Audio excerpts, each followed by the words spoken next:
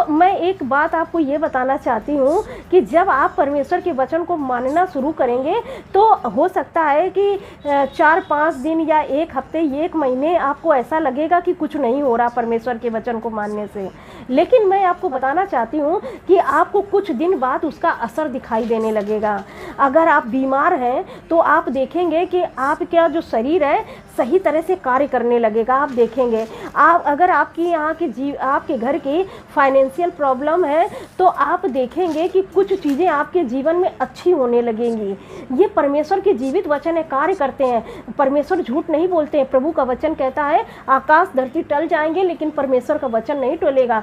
जो उसने कह दिया है वो आपके जीवन में होगा। आप आज्ञा मान के तो देखिए परमेश्वर की, जो परमेश्वर के वचन में लिखा है। आपको जैसे परमेश्वर का वचन कहता है कि क्रोध नहीं करना है।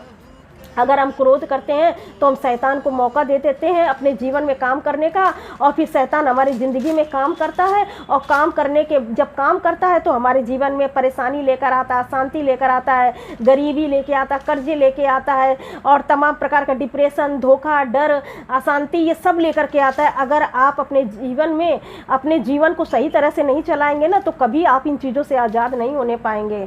मैं आपको बताना चाहती हूँ, अपने अनुभव से ही बताना चाहती हूँ कि सच में परमेश्वर की जब आप आज्ञाओं को मानेंगे तो आप कुछ दिन बाद देखेंगे चीज़ें बदलने लगेंगी। लेकिन आपको ध्यान रखना है कि जो परमेश्वर के वचन में लिखा है आपको उसके अनुसार ही करना।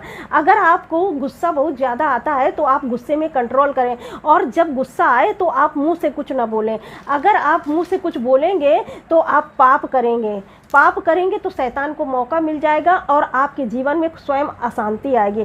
आपको अगर क्रोध आता है तो आप शांत रहिए। शांत रहेंगे ना तो ये आपकी सबसे बड़ी शक्ति है उस क्रोध पर विजय पाने के लिए। और आपको ईर्ष्या नहीं करना है। जैसे आप देखते हैं कि आपके पड़ोसी बहुत ज़्यादा बढ़ रहे हैं, पैसे में, धन दौलत में, एजुकेशन में, हर एक चीज़ में बढ़ रहे हैं, और आप देख रहे हैं कि मैं मसीह में हूँ फिर भी नहीं बढ़ रहा हूँ, तो आपको उससे ईर्ष्या नहीं करना है, बल्कि आपको आज्ञा मानना है। और आपको ये देखना है कि अगर आपके साथ में कोई प्रभु में ऐसा है, बढ़ रहा है, तो आप उसकी टेस्टमनी को सुन सकते हैं कि भाई आप कैसे इतना बढ़ रहे हैं, आप कैसे प्रार्थना करते हैं। तो आप जब इस तरह से पूछेंगे उसके जीवन से तो वो अपने अनुभव को बताएगा आपको, और जब आपका अपना अनुभव वो बताएगा ना तो आपको उससे कुछ सीख मिलेगी और आप भी अपने जीवन को और अच्छा कर पाएंगे।